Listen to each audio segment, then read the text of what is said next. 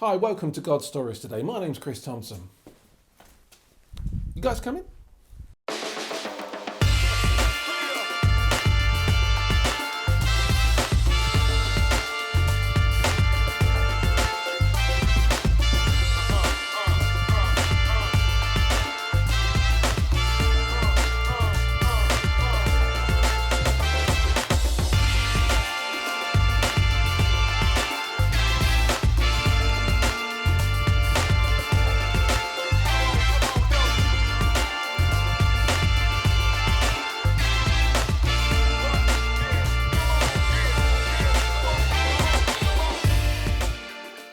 Hello, welcome to God Stories today. I'm in a very, very special location. It's the very first time that I have been to Bristol in my entire life. And I'm English, and you would think by now that I would have come to this great city, but I haven't. So this is the very first time, and I'm thrilled. It's really, really nice.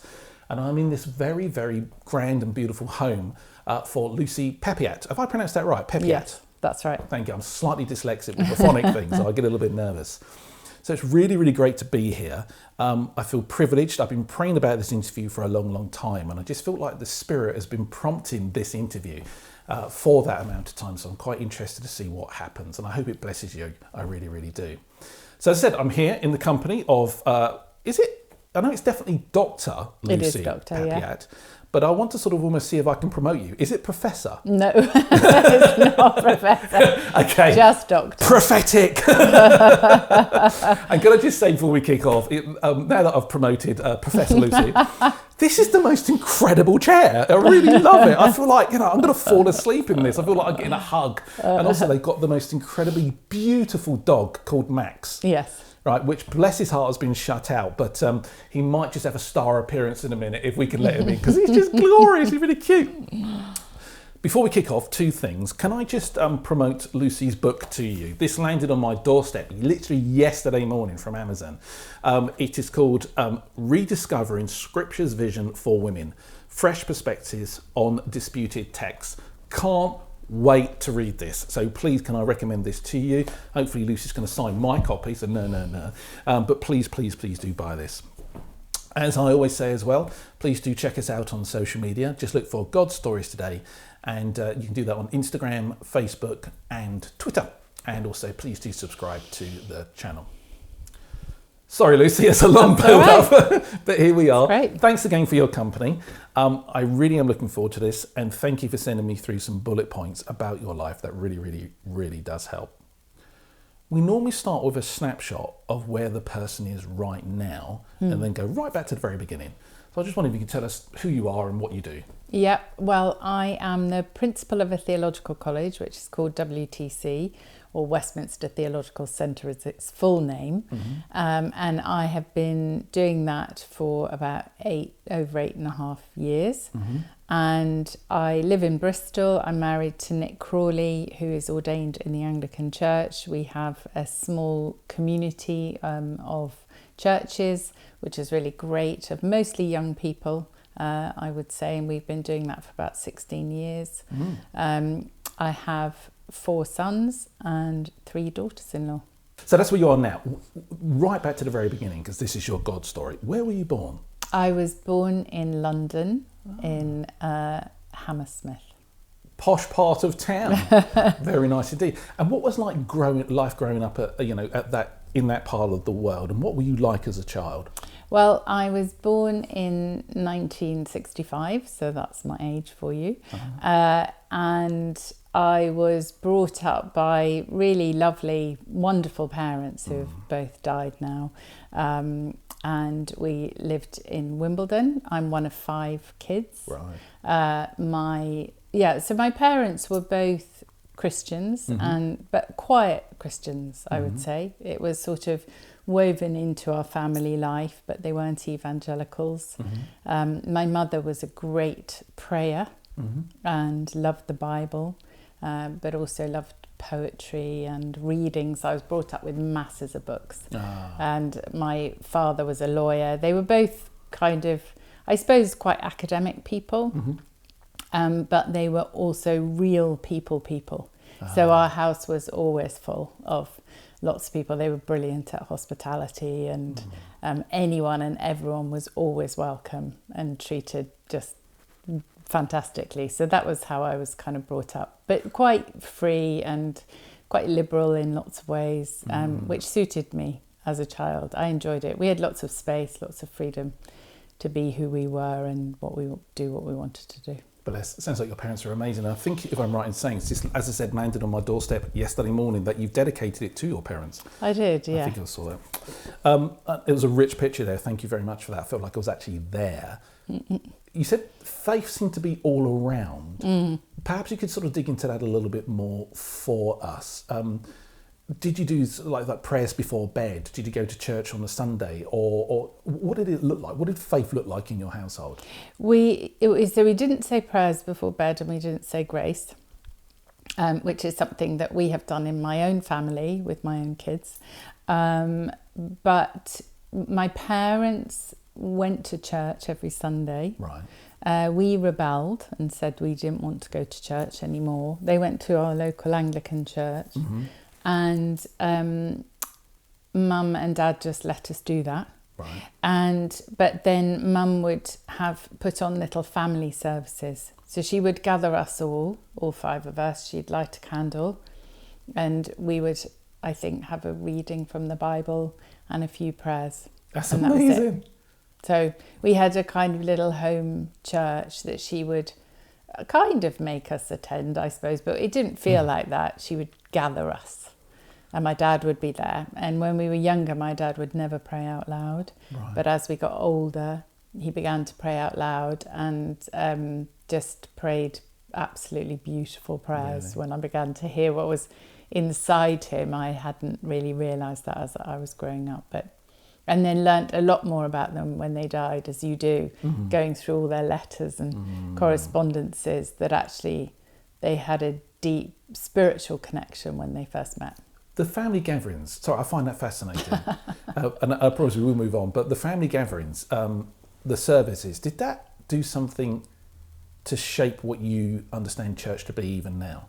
Oh, I think so, yeah, definitely. I mean, when we moved, so Nick and I left parish life in 2004 and came to do a sort of, I suppose it was under Fresh Expressions in Bristol.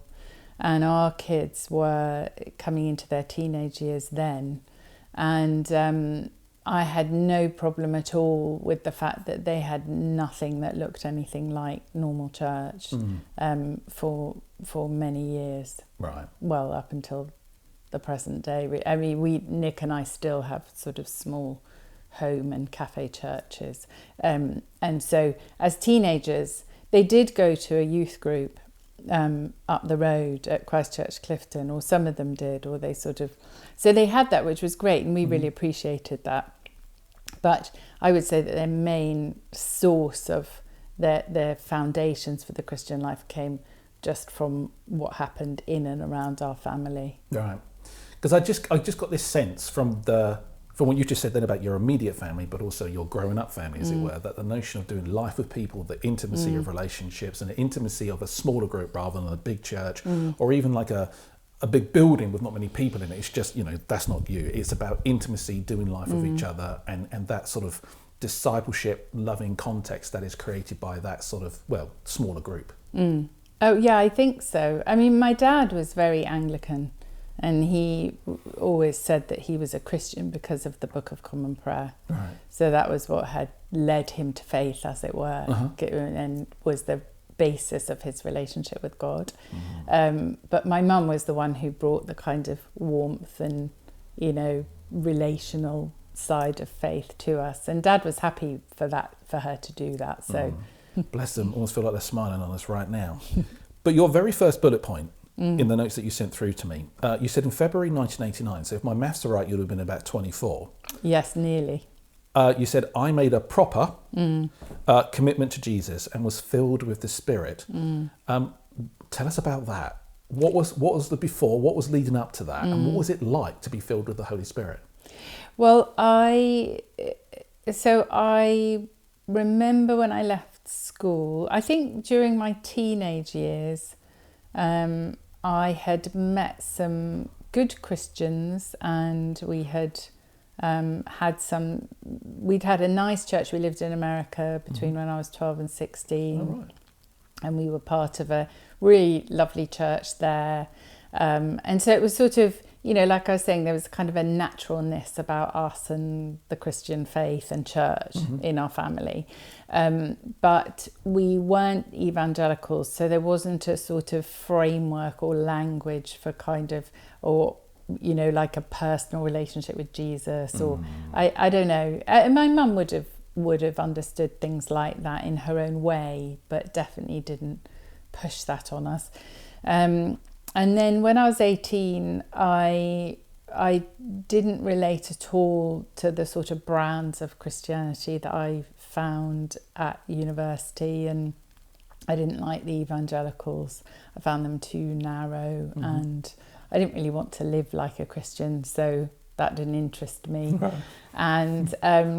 And I found that I really enjoyed what I was learning. I did an English degree, and I wanted to explore ideas, and I thought that evangelicals were kind of too defensive about ideas, and too worried about things. And so I just sort of rejected versions of the faith that I had seen, and also I just wanted to do what I wanted to do. I didn't want to do what I thought God wanted me to do. So I enjoyed my university years. I felt they were sort of exploratory years in many ways, and I became quite political. Oh, right.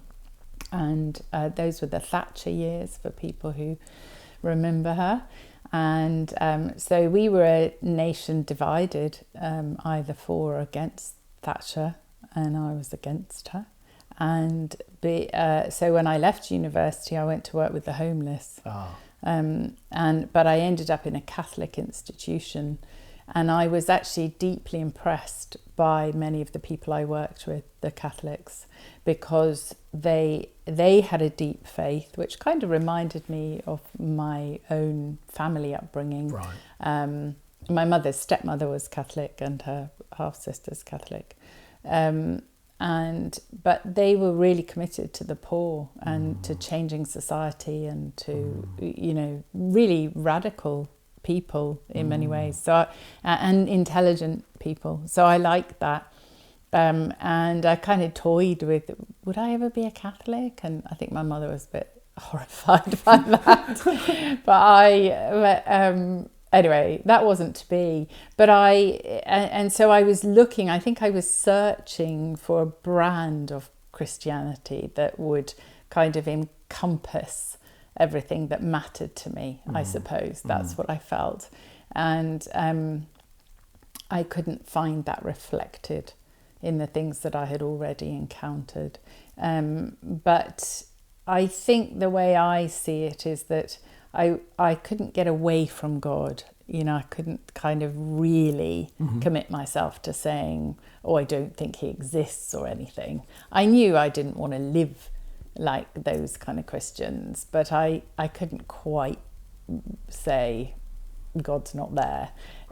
So with that in mind, things would just sort of get my attention. And when I met really wonderful Christians, I was very impressed by them and thought, these are special people and they have something I don't have. So I think that's what happened to me, was over those years between about probably 20 and 23, I was meeting Christians who made a deep impression on me. And my cousin invited me out to Africa for a holiday. He was out there doing mission work, and I went out there for a 3-week holiday with him. And then my uncle came out. My uncle's a wonderful vicar, really lovely man, and is actually my godfather. So he's prayed for me, I think, probably most days of my life. Bless him.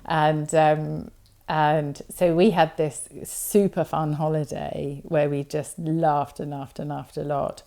But I was sort of incorporated into this fantastic Christian community out in Kenya, both of Kenyan Christians and missionaries, but who didn't seem to have the hang-ups of the evangelicals I'd met at university, and were just great fun and had this really natural relationship with God that to me suddenly seemed full of life and full of sort of hope and vibrancy, and they were all working with the poor. So I was like, oh, wait a minute, I can't criticize them in the way that I had sort of distanced myself from other Christians, and they were the ones who sort of reeled me in, invited me to a Holy Spirit day where there was teaching on the Holy Spirit, and a friend of mine, a girl who became a great friend of mine, who actually died a couple of years ago. She was just a bit older than me. She died of a brain tumour. But she gave a little testimony about how when she was 7 years old, she had given her life to Jesus. And that was really it. I listened to her and I thought, I haven't done that. And then I thought, maybe that's what I'm waiting to do. I think maybe that's what I need to do. And so it was a sort of, I think it was probably a 2-year build-up in my life of thinking Christians definitely have something I don't have. Whereas I had thought, I'm really happy being me, and then suddenly I was slightly envious of who they were, what they had, their relationship with God, and all the things that I thought I had because I wasn't a Christian, all the freedom to do what I wanted to do, suddenly just didn't seem very fun anymore. Yeah. I was like, well, I've done that now. I don't really want to do that. And some of my friends actually were quite unhappy and unfulfilled and searching around for things. And I thought, I wonder if they're searching for God. And then, so I just said to Jesus, well, you can have my life. There you go. And then I thought that I was going to have to sort of wear anoraks after that. I don't know if you remember anoraks. I was like, am I just going to have a really bad fashion sense now that I'm one of those kind of Christians? And you don't. I can tell people you don't have to do that. Although I think maybe I did have an anorak. But at the moment when I prayed this prayer of saying to Jesus, and it definitely was Jesus. I thought I'd always thought of God in terms of God. People prayed for me. They didn't know what I'd just prayed, and I had a great sense of deep peace and real joy that I'd never experienced in that way before. And then I got the gift of tongues at the same time, and so subsequently, as I then joined the charismatic church, realised that our language for that is that we believe we had an experience of being filled with the Spirit. And I've seen, hundreds of people subsequently, in somehow or another, as people we're connected to, and testimonies that happens to many, many, many, many people. So the context is that you were, by God's grace, I guess, starting to be exposed to Christians who were thinkers. Yes. Well, more, I would say, at that stage, Christians who were involved with the poor. That's what I was getting to. Yeah. That combination of thinkers, but also for you getting your hands dirty, rolling up your sleeves and getting your hands dirty and making a proper practical difference in people's lives. It's interesting because I interviewed a gentleman whose interview from this moment is going to come out in about 2 or 3 weeks, called Roy Crown. And he's I've heard of him. Yeah, he's the executive director of Hope Together, the charity. Yes. And he said, Chris, it's really simple in terms of growing church. You've got to tell people about Jesus, but then roll up your sleeves and make a difference on the ground in their lives, and your church will grow. Yeah, it's really interesting that the example of that was something which actually opened your heart up to Christ. So if you don't mind that, I just would love to picture the scene a little bit more. The actual moment when these people gathered around you. So you're still on the holiday, from what I'm. No, this was. I had come home. I'd been home. Yeah, I had 3 week holiday. I came back. It was about 9 months later. One of the people I'd met out there was back in England, and he and my cousin said, why don't you come to this day over in Twickenham? And so I went, and arrived late, missed the talk, heard the testimony, prayed a prayer, and then they invited people to stand and be prayed for. So I did. People gathered around me, and I thought, this is weird. And I'd seen those kind of things, but I was like, I don't know, is this really me? Is it me? But I was happy to acquiesce to it. And I think it was at in that sort of moment of, I think I had, I said yes to God, the community of people, whoever they were, including this girl who I became great friends with. I know she was in that group, have just laid hands on me and prayed for me. And that was, I think that was a life-changing moment. Sorry to interrupt. Was it at the moment that they prayed for you that you felt that peace that you refer to? No, to be really honest, I found the prayer a bit weird. Okay. Yeah. So it was okay. It was fine. It didn't matter. I didn't sort of think, I'd like to extract myself from this. I did just think, I'm not really relating to this. This is a little bit strange, but I think that God's here. And so but it was utterly that's life-changing what matters. for you. Yes. So, it was, yeah. Wonderful. It says here, so I began a relationship with God where I felt I often heard from him. The prophetic has shaped my life. Could you talk about that? I'd love to have some examples of how you hear God, because I think there's commonalities from what I'm learning through hearing people's stories with reference to how God speaks to people, but equally there's specific sort of like flavours to it as well. And I think it might even be according to a person's personality and how, God uses that to speak to a person. So love to know how God speaks to you, and maybe hear some of the stories about how God has spoken to you, but also just to talk generally about the prophetic in your life, and perhaps explain in terms as you go. So for instance, if someone doesn't know what the prophetic is, for instance, what does that mean? Well, I would understand the prophetic to be a gift that God gives to his people to be able to hear his voice. Right. And it comes in many, many different ways. So some people will read the scripture. Obviously, the way we're given to know God is through the Bible. And so that is a voice coming to us. And some people will read the scriptures and something will particularly come to life or whatever about a situation. So it comes through the scriptures, but also through dreams and through hearing things I think I've heard people who say they've heard the audible voice of God. I've never heard an audible voice. But for me, it was hearing something in my head, but it felt like something I couldn't have made up. Right. I suppose that's the best I can do. So potentially I could have made it up, but because it would come as a surprise or something that I hadn't been thinking of that would sort of break into my train of thinking, I thought, is that what God is? Is that God saying things to me? And then I would begin to say things back. And so I felt, I mean, I'm totally, I'm an academic and I'm an academic theologian. So I'm really aware of the fact that these things can sound bizarre and strange, but I will have conversations with God.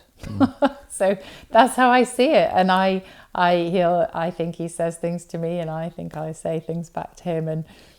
And over the years, it's not that I don't think I can make things up. I know absolutely I can make things up and have a vivid imagination and all sorts of things. But over the years, I suppose enough things have happened to me that I think, I thought I heard this, so I did that. And then that unfolded in the way that I imagined that was going to happen. Can you give any examples? Well, the first thing, the sort of biggest thing I think that happened to me, I attended this meeting in the February of 1989 at St Stephen's, Twickenham, And I decided I was going to go to that church, even though I was living in Tooting. If people know the geography of London, that's quite a long way. It is, isn't it? Yeah. So anyway, it was all very complicated, and I didn't have a car, so I would cycle to Wimbledon, borrow my parents' car, drive to Richmond, Twickenham, then drive back, and then cycle home. But I just felt really strongly that I was supposed to be at that church, which was my uncle's church, and. So a couple of weeks really later, I was walking out of the church and I got to the Lich Gate, and out of the blue, I just think that I heard God say, "You're going to marry Nick Crawley."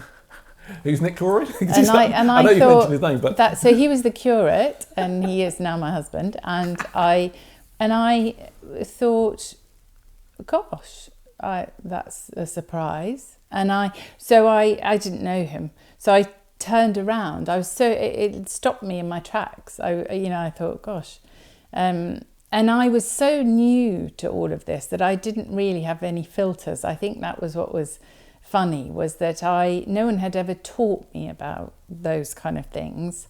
Obviously, I'd landed in a church where there was some kind of language for that and expectation about the prophetic, but I hadn't really been in there long enough for it to be very developed in me, or for someone to sort of say, this is how it works. So I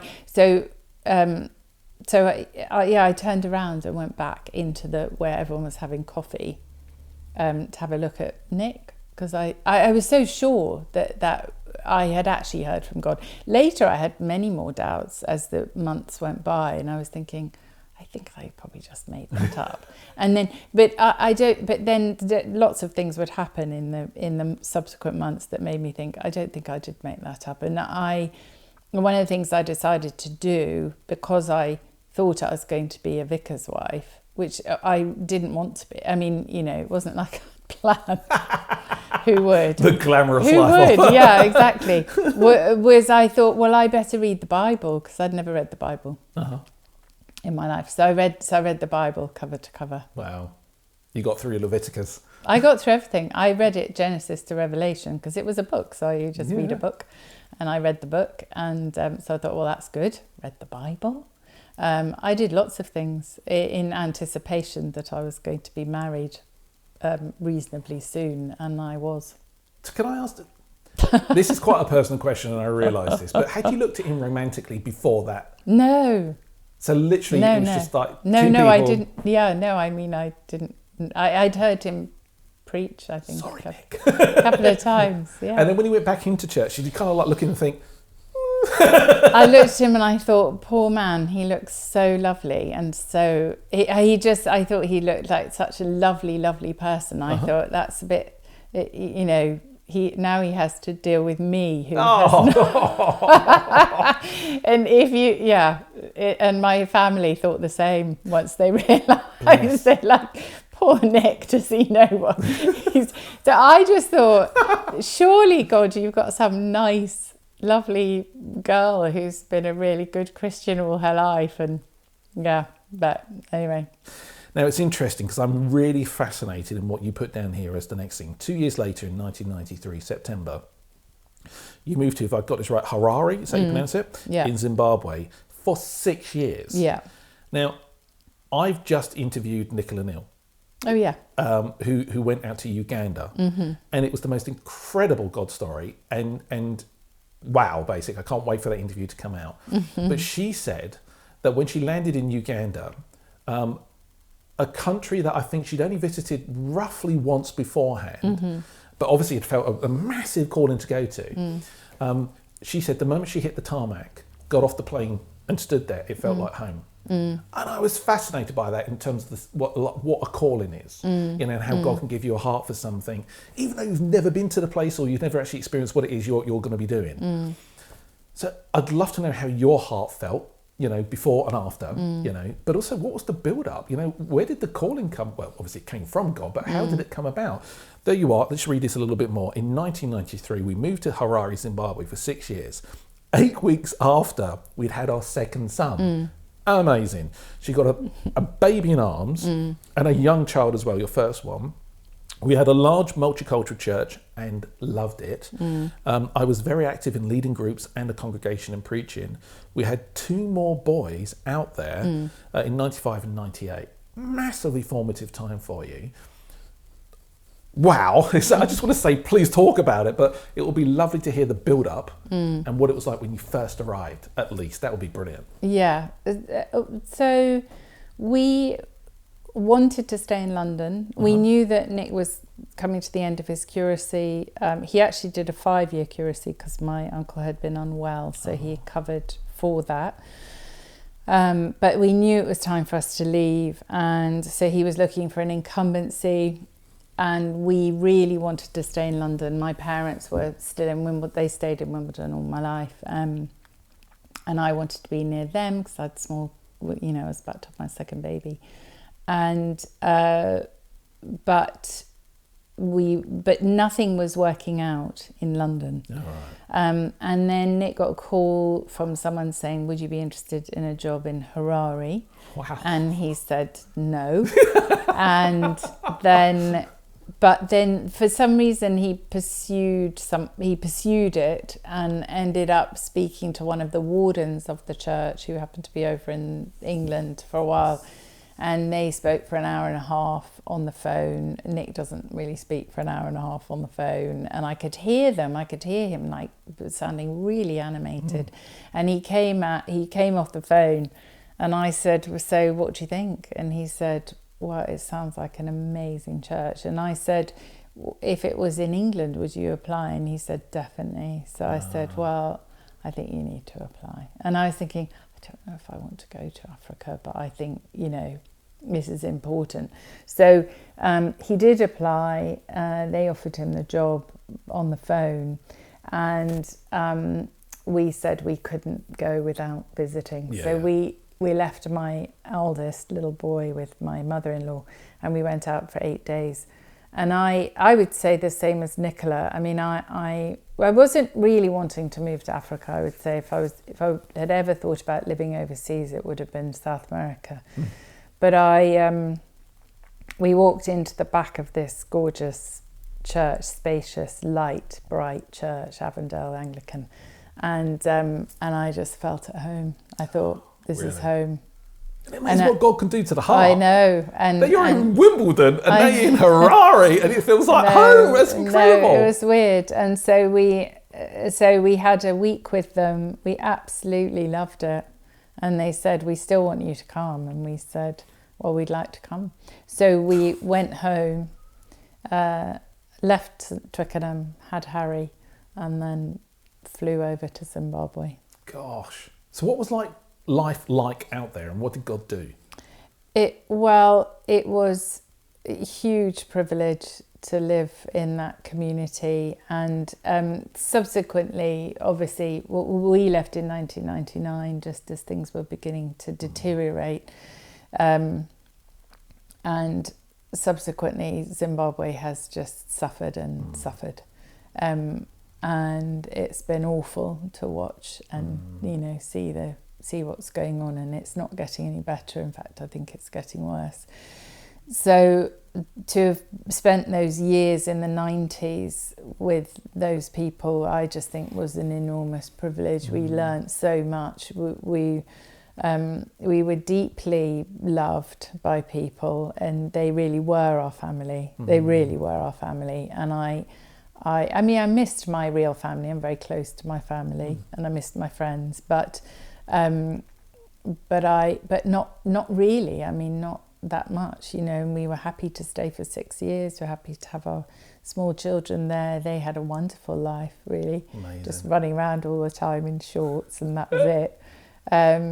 And we saw God do a lot of things. We saw people being healed. We saw the church, which was multicultural when we arrived, but had really had a black congregation and a white congregation. So it looked like people were together, but I don't think they really were together.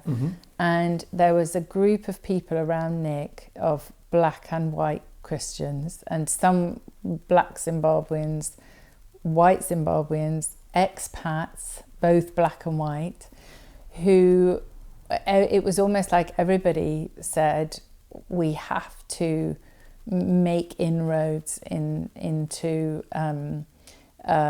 the kind of racial segregation that was deeply woven into Zimbabwe and because of the history and colonialism. And there would just seem to be a commitment among a certain group of people. We're going to try and make this work. And so because of this group, and it was a group, so it wasn't Nick. By the time we left, there were mixed race small groups, and there was there were ministries of black and white Christians doing stuff together, and the leadership was completely mixed. And somebody had started mixed worship groups, and the congregation had been taught Shona songs, and so it was really lovely. And I think it was paving the way for the sort of the white leaders who had gone there to move out the way, and the black Zimbabwean leadership to move up. So God was doing a great work in that. But you mentioned you saw healings as well, that sort of stuff. We did, yeah, we did. Do you mind just recounting some of those?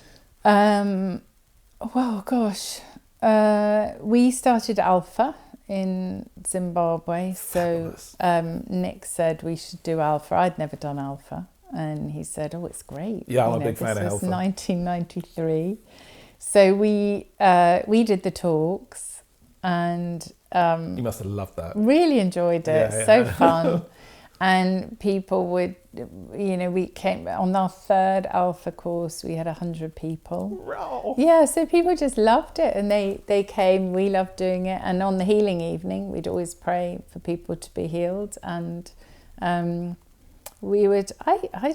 people just got healed. I remember one man was healed of skin cancer that he had on his head. And then another friend of ours who came on the Alpha weekend away, came out of hospital. She was hospitalised with anorexia, but they allowed her to come out just for the day. She wasn't allowed to stay overnight because she was a risk to herself. She came, and she had come through a friend to do Alpha, and Nick and I prayed with her, and she phoned me. Actually, I also went home that night, and she phoned me, and she said, I have been stashing pills to commit suicide, but I got back after you. She said, after you prayed for me, I felt completely different, and I just want you to know I've thrown them all down the toilet. Wow. And I don't want to take my life anymore. And so she became a great friend out there, and we're still in touch. She actually moved to Australia, but she used to come around and bring her dog and play with our boys all the time, so she was wonderful. The impression I got from Nicola, and perhaps I might say from you as well, is that the supernatural in Uganda, and perhaps Harare, where you were in that church, was very natural. Yes.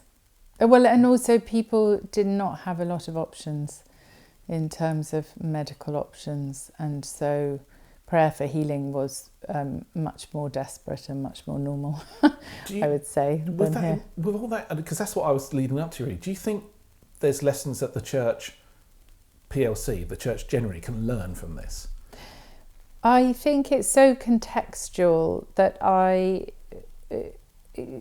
mean, we always pray for healing because I think if someone's sick in front of you, why would you not pray for healing? I mean, you can't not really.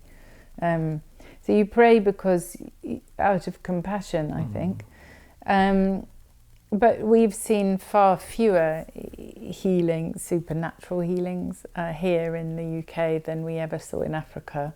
But you can't create the context in a world where it doesn't exist. So if we have a great medical service here in this country, and normally that's the normal route to getting better, is going to the doctor, isn't it, or going to hospital, and so that is our normal. And I think it would be, I've thought about it a lot, because I think, well, why do we not see those things? And in some senses, we don't need to see those things in the same way, because we do have highly advanced medical teams that help us get well. So, and God works through them. Indeed it does. Doesn't he? Indeed he does. So, so we pray alongside the treatments that we all get. And we've seen people, just this last week, we were praying for somebody who we're close to through one of our sons, who they thought was dying of sepsis, and he's okay. Happy days. Yes. Oh. He was given a 40% chance to live, which is quite low. Is indeed. I think all it is that my thoughts reside around the medical fraternity and how glorious that is, and that's something we should rejoice in. And of course, God's given us the grey matter to be able to develop these wonderful treatments, and that's part of the blessing. But at the same time, there is just something glorious about having God so active and alive in the community that is the church, that healing seems to be commonplace. You just can't help but feel, I know, but I think that you have to also bear in mind that often these things happen in times of great suffering and hardship, and the two often go together. I don't know if you know about Elam, the ministry. It's an Iranian ministry, wonderful people, and we were just joined their update call a couple of weeks ago, and they had a wonderful testimony of healing that had gone on. This little girl who was completely healed from being paralysed, and a little video to go. It was just so beautiful. But the context for that is a huge hardship and suffering. And so I sometimes think, God's grace works in all our circumstances, and those sort of more dramatic things that we also saw a lot of people dying, and the mortality rates are very high in Zimbabwe. So there was a rawness and a precariousness about life that we saw, which changes your perspective, it changes your theology and your view of God. But at the same time, we also saw dramatic instances of God intervening, to save people. In 1996, you began your BD in London University by correspondence. In 96, and in 99, you moved to the inner city place of Sheffield, in a tiny church with no children, and we stayed for 5 years, and we learned masses, lots and lots and lots. What did you learn? You've gone from the vibrancy of Harare, and now you're in Sheffield, quite a difference, and then a church with no children, and you went there for 5 years. What was God teaching you at that time? I think it more than the move from Twickenham to Harare, it was a huge culture shock for us to go from Harare to inner city Sheffield. So, Harare was pretty cosmopolitan, really, in the in the 90s, and so we had lots of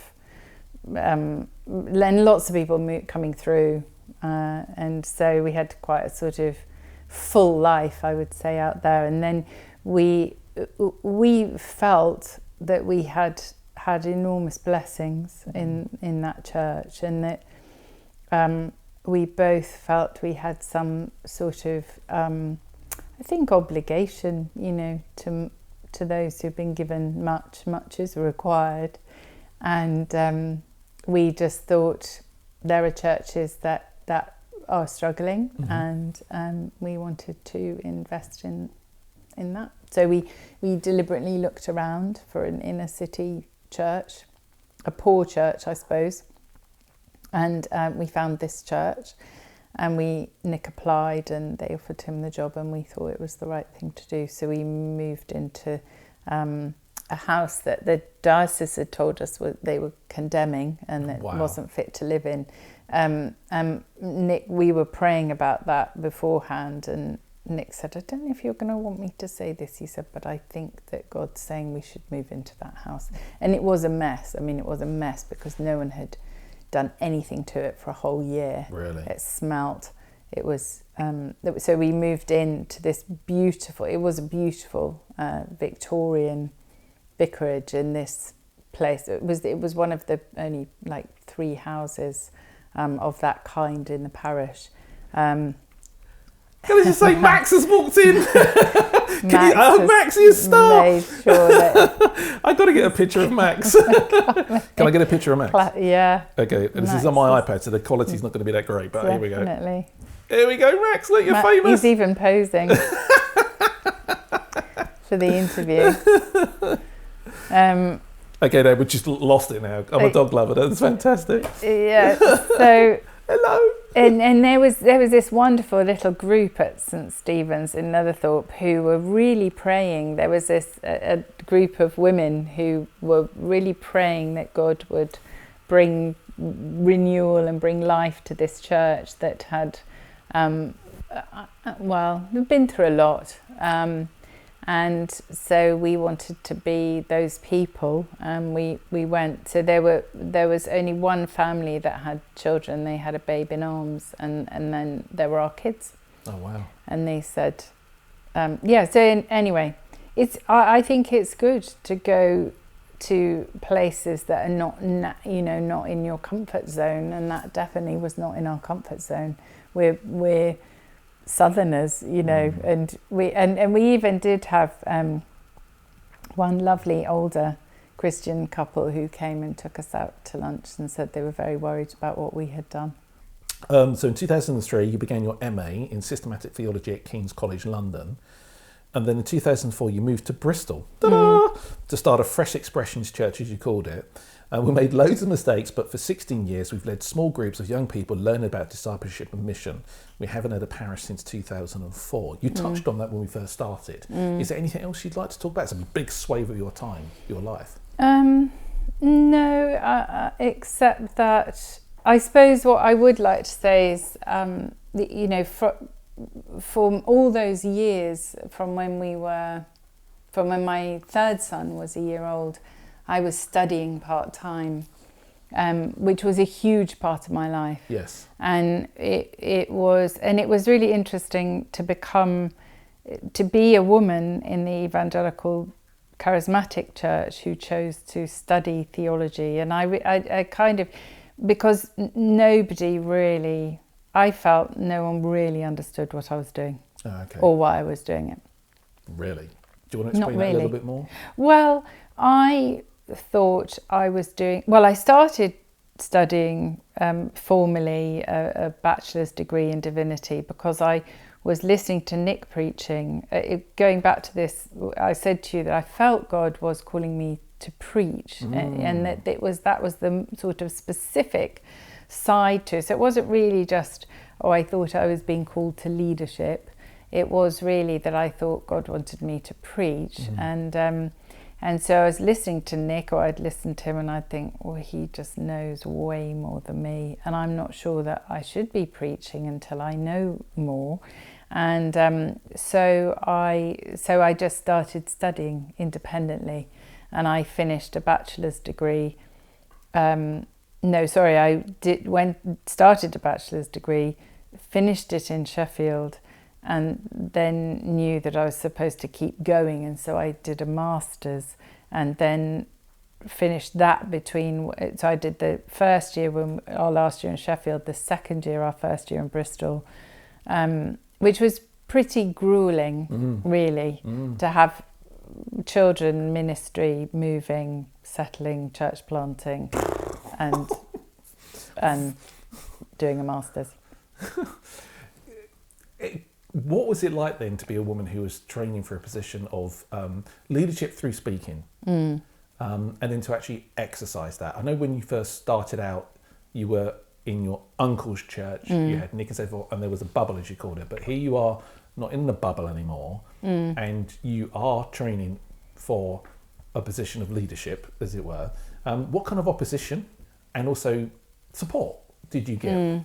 Well, I didn't think I was in training. I mean, even when I'd finished my PhD and become a doctor, I had no aspirations for, oh, this is what I would like to do. I thought maybe I had done a little bit of teaching at Trinity College up the road, which was great. A lecturer there had given me an opportunity to do some teaching, which was really sweet of her. And I'd done a little bit with WTC. And I imagined that's what I would do, that I would work in our little church in Bristol and do a bit of teaching in a college. And then but then God had other plans for me, and I ended up actually running a college. But so in my head, I was doing this because I thought that the evangelical charismatic church needed theologically informed teachers. And I thought, well, I'm somebody who loves learning. I love learning. I've always loved learning. So I thought, well, if I've got the capacity for it, which I had, I may as well be one of those people. But the funny thing was, it was that the professor who ended up being my supervisor, who actually was the one who persuaded me to do a PhD, when I went to see him and I was talking about this, about whether I would or not, and I was very reluctant. I thought, I don't think this is a good idea at all. And I said, but why would I do a PhD? What on earth reason, why would I do one? And he said, well, the thing is, Lucy, I see you involved in new forms of theological education in this country. Really? I was like, and I just laughed like I did. I was like, well, I don't see that. I thought, well, I'm not going to do that. And now we still laugh about it. He's a good friend of mine, Murray Ray, and he just said that. And he was prophesying. He didn't know he was prophesying. He didn't mean to. But I have no idea why he just suddenly said that to me. And he was totally right. Wow. So, though I thought I was doing theological education to be a better pastor preacher. That's what I thought. Now I look back and I see that God was taking my kind of natural gifts or whatever, God-given gifts, to want to study and learn, and I'm a completer finisher. Yeah. So if I was going to start a PhD, I was going to finish one. Finish it. And come what may, and so I finished it and pushed myself to finish it, and then I was then equipped, obviously, to become the principal of a college. But that wasn't what I was aspiring to be. Have you come across much opposition in the church? No. Fantastic. Is there anything you would like? This is quite a broad thing. We actually are going to have, if you're still willing, a conversation about, because I'm doing a documentary, Women in Leadership, What's the Story? So we're going to have a chat separately afterwards. But this is quite a broad brushstroke sort of question. So forgive the non-specific nature of it all, although there's a bit of it. Is there anything you think you would just like to say to people out there about women in leadership, in particular men? What do men need to know about women in leadership? I think that what's good for men to realise is the potential that they have to encourage women. And I think if they realised more of the impact that they could have, that would be a good thing. So I always feel guilty when I say I haven't had a lot of opposition, just to say, I said no and I haven't. And I feel guilty because I feel I've just it's bypassed me in a way that I have friends and colleagues who have had huge hurdles to overcome and real opposition. So I'm fortunate, but oddly fortunate. The other thing that I had was and have had over the years is some significant men in my life who have opened doors for me, who have encouraged me, who've picked me up when I've been just thought I was going to quit. And it was the men more than the women. Well, there weren't really any women around me in that sense, of sort of leaders ahead of me saying, come up where I am. There were just men, but I've met some really fantastic men That's who so good to have know. intentionally done that. And because I was a woman, but because they thought, well, you should do this, Lucy. So, don't let being a woman stop you, or your underconfidence, or your assumption that you can't do it. Because if we think you can do it, you can do it. And so that's what men can do. And someone I was in touch with a while ago, when his church, he was a part of a mega church in Texas, and they made the decision to invite women elders onto the board. And he sent his talk to me that I've only ever met him over in the internet. But in his talk, where they announced to the church they were making this change, he talks about sliding over. He's American. Slide over. And he and he said that's what we, the men, have to do, is to learn to slide over, because there is enough space for everybody, but sometimes the men do need to just move over a bit and allow that space to be occupied by a woman, and then encourage her to take it up. And where men do that, you get really healthy institutions and churches and leadership teams and boards, and so I would say where men learn to do that, that's brilliant. I think perhaps I'm going to try and context this a little bit for those who maybe aren't part of church or Church of England and that sort of thing. And it would help maybe if I do it from a personal perspective. I was for 20 years in secular employment, and it was based in London, and it was in a small upholstery firm, and the entire world seemed to encompass the very artistic bohemian side of London. So it was all interior designers that I was interacting with and other such things. And the notion of men or women sort of by virtue of their gender being able to do this or that, it wasn't really part of it so much. No. It was like, do you have the skills, the flamboyance, the marketing, the networking? And if you got that, whatever your gender, brilliant, go forth. And then when I became a lay reader, and then I became a priest in the Church of England, I suddenly became aware of dynamics, not throughout the entire Church of England, but in certain parts that actually, maybe from a scriptural basis, some people had a certain understanding that women were only able to do this and not that, which is really interesting as to why this book now exists. It's really great. I can't wait to delve into it. And it was a big surprise to me. It was like, whoa, for 20 years, I've just been in a context where it's based on your merit and your hard work and whether you're going to get up early and go to bed late at night. And now actually it's about your gender. And I found that really confusing, And I think I still scratch my head over it, even though, the Bible is the Bible, and I'm, and it is the Word of God. But I don't know. I just find it fascinating and wonderful to interview people like you and to hear your story. And it's just a wonderful joy to hear your story as being one where men have been really positive in your life. That's wonderful. Now, I really am aware of the time, so I just want to sort of zoom through. So you completed your PhD, no small feat. I met my wife at almost like the first month she started her PhD. And I feel like I got like a very small PhD vicariously as a result. I think my husband could relate to that. So I feel like I've journeyed, so no small feat to get a PhD. And of course now I've promoted you to Professor, so that's prophetic, that's going to happen now as well. Then in 2012, you completed your first book, The Disciple. Yeah. So going to buy all of this.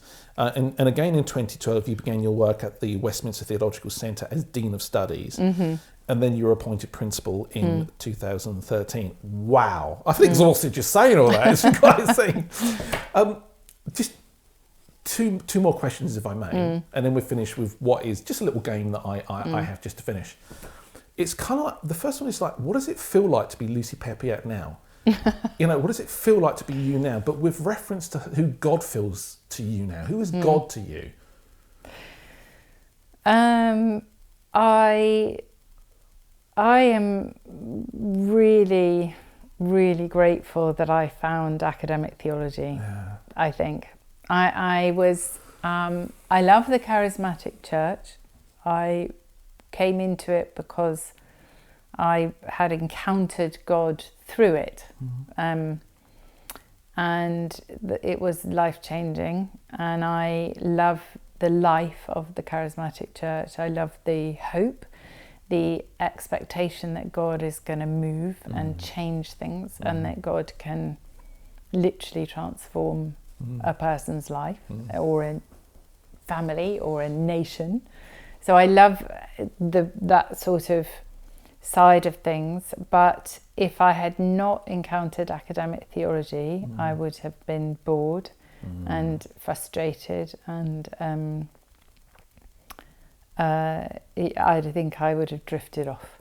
And so what it feels like to be me now is that I have many kind of passions, I suppose, and I'm just hugely grateful that they've all converged and that I'm able to pursue academic theology without having given up the sort of life-filled faith that I know is real and matters to me, and that because of our context with church and being surrounded by brilliant young people who are hungry and eager to learn, and then running a college full of amazing students who have all come voluntarily and pay money because God has born something in them where they just think, I want to go deeper in my faith. And I get to live in all those spaces where those two worlds converge and sit happily with one another. So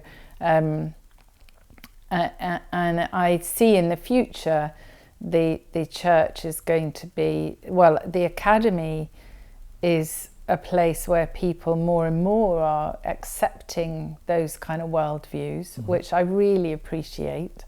And I think that has come largely because of the growth of the Pentecostal church in the last century, and the number of Pentecostal theologians who are writing, less so the charismatics so far, but there'll be more. And so the academics are much more accepting of people explaining their life in terms of charismatic understanding of the life of the Spirit. And then the church is growing, is coming into a space where it's saying, actually, we do need theological depth, and we shouldn't just, and if there are places like there is WTC and many other colleges, but if there are places where you can learn that deep theology without abandoning your faith, but actually deepening your faith, people will come, and they are coming. And so that's where I live, and I live with Nick, who runs his Bible website, Bible for Life, and so many of our conversations are about the scriptures and theology, and what a household. And wow. All our kids have studied theology. Really? Yeah. So all your children got faith? Yes. Wow. But they all did. So our eldest two did degrees in theology, their first degrees. Our third son did a graduate diploma with WTC, and so did his wife. And then our fourth son is also doing a degree in theology. I mean, why not? So that, that just delights my heart, and they've all gone on to do different things. I mean, do you find yourself though in Christmases, like or family gatherings and stuff, the conversations are just off the scale? I've been reading Philippians this week, and I want to. Yeah, no, it is a bit like that, but we do also have a lot of laughs, and hopefully we can not take ourselves too seriously. But yes, I mean, we are all theologically minded. So who is God to you right now then? When you think of God, what does it feel like? It feels a sort of rich tapestry for me of an awful lot of different perspectives that I've encountered, a lot through the Bible, through my own prayer life and my own relationship with him. So I feel I know God. I know that sounds extraordinary in some ways. And as a theologian, I would say also I know I don't know God. So, I know that the more I know him, the less I know about him, but the more I want to know him.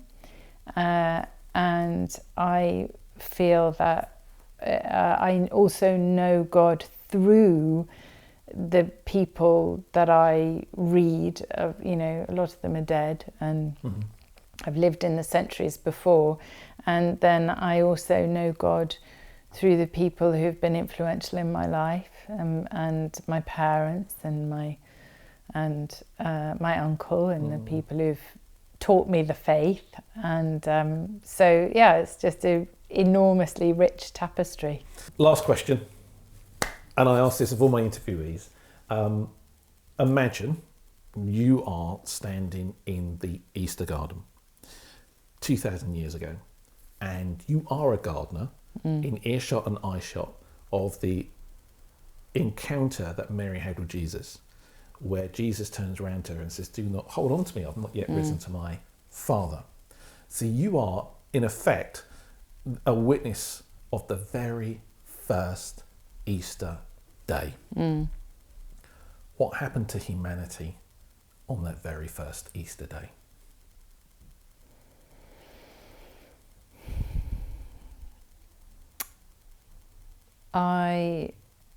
I would say that what happened on that day was, it had started when Jesus became Jesus of Nazareth in the womb of Mary. So it has to start at the incarnation, the fulfillment of the promise to humanity, that God was going to take humanity up into himself in order to defeat sin and death that had gripped us and was pushing us always towards destruction and what we're capable of doing to one another, which is just horrific. And God is so kind and so merciful that he didn't just sort of save us from a distance. He came to save us as one of us, and so he took us up into himself. And on the Easter Sunday, he proved that death had no hold on him as the Son, through the Son, who had taken humanity into himself, and obviously had died on the cross, but that was never ever going to be the last word. So at the resurrection, when his disciples obviously were utterly devastated and grief-stricken, and Mary suddenly realizes that everything that has been promised to humanity has come about, that the death and sin has finished as he rose again and broke the bounds of the destructive and horrific things that can happen to humanity and that can be eradicated now in God through the crucifixion and the resurrection. Lucy, this has been a remarkable interview. Thank you so much for it. Thank you. I hope it touches the lives of many, many people, not only in First Encounter, but in years to come. I really, really do. Would you mind praying us out? No.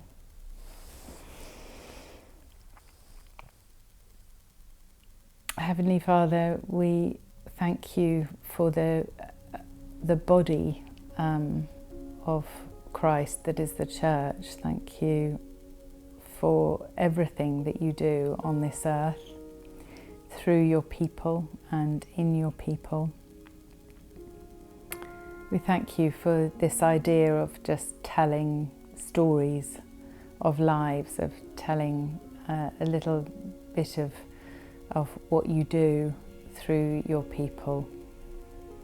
And we pray, Lord, for all the stories that are told through this channel, and that something of your love and your mercy and your grace and your reality would shine through.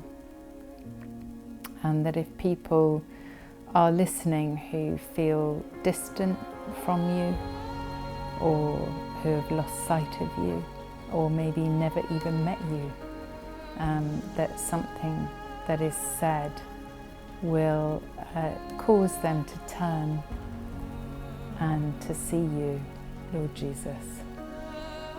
Amen.